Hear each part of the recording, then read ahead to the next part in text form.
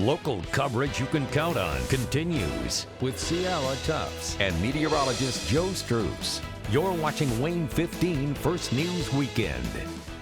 Well, it may not look like it, but we're actually at the library now, and we're at their radio station, WELT, and we're joined by station manager John O'Rourke. John, good morning. How are you? Good morning. I'm great. So tell us a little bit about WELT, what you guys do here, and some of the things that are played on your station. Well, it's really cool. WELT stands for We Encourage Local Talent. We're the only library in the country that has its own radio station, and we're a low power radio station. It's an LPFM, what they call it, so we're 100 watts. So we cover most of downtown, most of the county. A lot of people listen to us online, but the programming that happens here is just extremely diverse. We don't really have a format.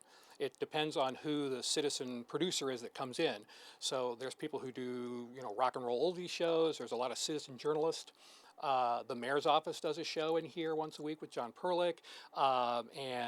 We've got just a huge gambit of things. There's radio dramas, there's gospel music shows, we have several shows that are in Spanish and a lot of foreign language programming. We have a show called Africa Diaspora, which is all music from Africa, and most of that is in French. It's just a huge diversity of shows. In true library form here in Allen County, it's not only about the radio programming, it's about educating, and you're willing to teach people how to do this. Absolutely. It's all continues with that continuing education that the library is all about. And so you can come in here, you can learn all aspects of audio production, you can learn things about programming, whether you want to be a DJ or you just want to help somebody else produce stuff, we can help you do that. Podcasting is becoming a big, big thing. So a lot of people do their shows with the intent of it going on to become a podcast. So it's all neat stuff. And like you mentioned, this is the only library in the United States that has a radio station. So you guys are setting yourself above everyone else. But why would you add this to the library? Well, it was a chance for us. We've got with the Access Fort Wayne, which is the community media center that we have with the TV channels and all of that. It was just another form of media that we could get out there and give local people access to the airwaves. So, and that's a big thing about it. It's not just about coming in here and playing DJ, if you will. It really is a resource for a lot of organizations and groups to get programming out that they just couldn't get on another kind of radio station. So briefly, someone who was in the community that wanted to give this a try, tell me their story, maybe one of your favorite reactions to coming in here and giving this a try. Well, recently there was a 24/7 Hispanic radio station that changed formats.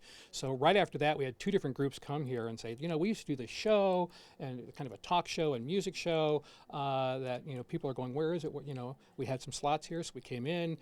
We got a chance to train them up, and so they're live here every Saturday and Sunday doing these shows for an audience that no longer has their own radio station. So it's really a kind of a cool thing to do. And how easy is it for someone to get involved in the radio station? It's pretty easy. It takes some commitment. But there's no cost involved. So what you do is you go to the library's website, and the Explore tab has an area, and you go down and you find the radio station, and there's all kinds of information in there. And there's actually a new show proposal form you can fill out. You send that in, we call you up, we kind of talk and go through the process, and it's neat. So.